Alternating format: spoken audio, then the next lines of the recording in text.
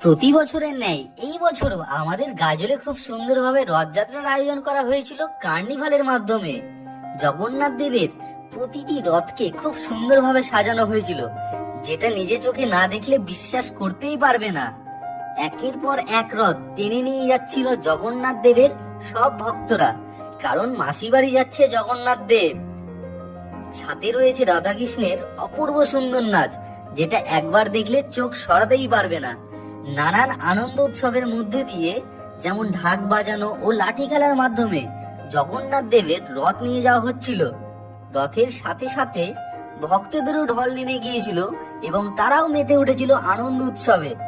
তোমরা কে কে এই কার্নিভালে এসেছিলে কমেন্ট করে জানাও, আর ভিডিওটা সবার মধ্যে ছড়িয়ে দাও, যাতে সবাই জানতে পারে আমাদের গাজলেও এত বড় ও সুন্দরভাবে রথযাত্রার আয়োজন করা হয়।